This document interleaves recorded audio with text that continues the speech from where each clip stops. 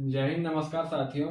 आज हम लोग बात करने जा रहे हैं आरआरबी जूनियर इंजीनियर 18 दिसंबर शिफ्ट 2 के साइंस के पोर्शन के बारे में।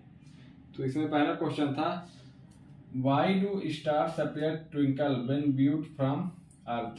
जब तारों को पृथ्वी से देखा जाता है तो वो चमकते हुए क्यों दिखाई देते हैं। तो इसका आंसर हो जाएगा due to refraction in the earth atmosphere. ये यहाँ रिफ्रैक्शन है, ध्यान रखिएगा, रिफ्लेक्शन नहीं है, रिफ्रैक्शन है।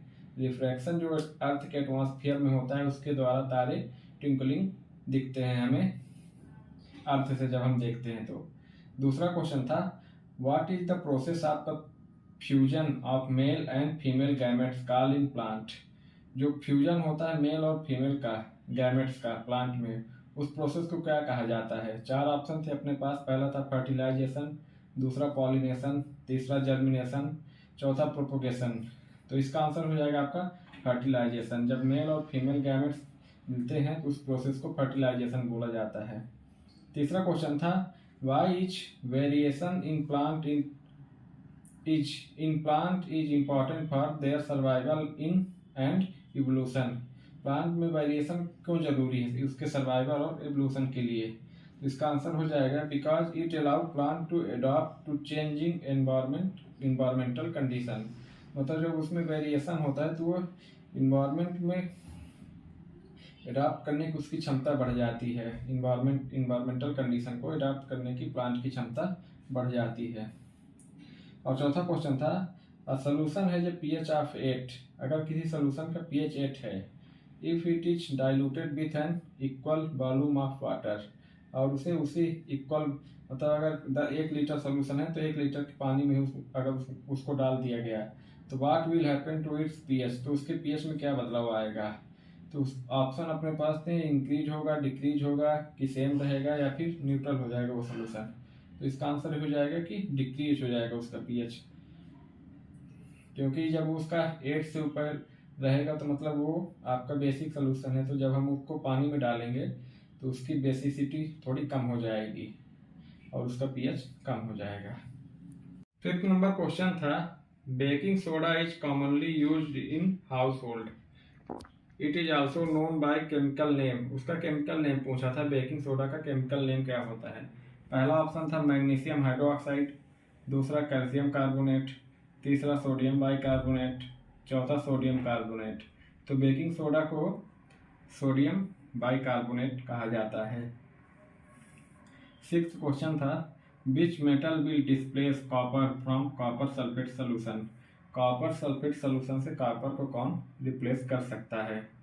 पहला ऑप्शन था प्लेटिनम, दूसरा आयरन, तीसरा गोल्ड, चौथा सिल्वर।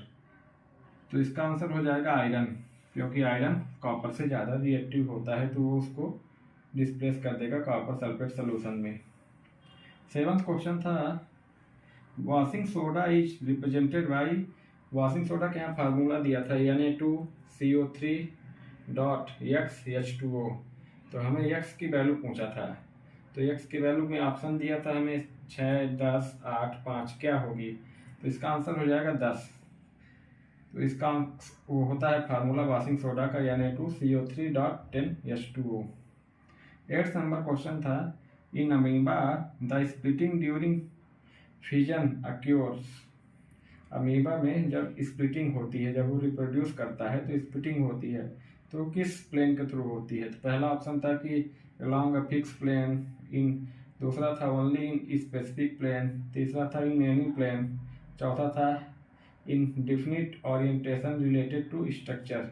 तो इसका आंसर हो जाएगा इन एनी प्लेन, क्योंकि अमीबा का जो शेप होता है वो फिक्स नहीं होता, तो वो किसी भी शेप में रहता है और किसी भी प्लेन में वो स्प्लिट हो जाता है अपने ऑफ स्प्रिंग पैदा करने के लिए। 9th नंबर क्वेश्चन था, peoples having acidity problems are treated with antacid that contain which of the following. मतलब जब लोगों को एसिडिटी की प्रॉब्लम होती है तो उन्हें एंटासिड दिया जाता है। तो पूछा गया है कि एंटासिड में क्या रहता है। पहला ऑप्शन था लाइम वाटर, दूसरा मिल्क ऑफ मैग्नीशिया, तीसरा क्विकलाइम, चौथा HCl। उसका सही जवाब हो जाएगा आपका मिल्क ऑफ मैग्नीशिया, MgO2 का होल ट्वाइस।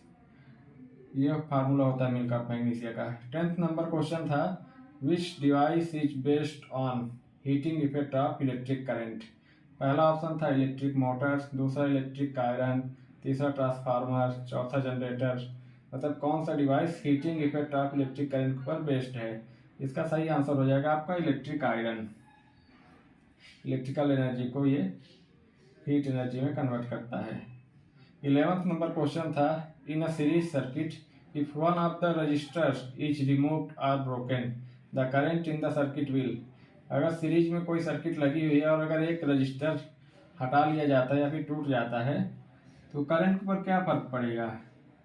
ये पहला ऑप्शन था इंक्रीज हो जाएगा, दूसरा डिक्रीज हो जाएगा, तीसरा जीरो हो जाएगा, चौथा सेम रहेगा।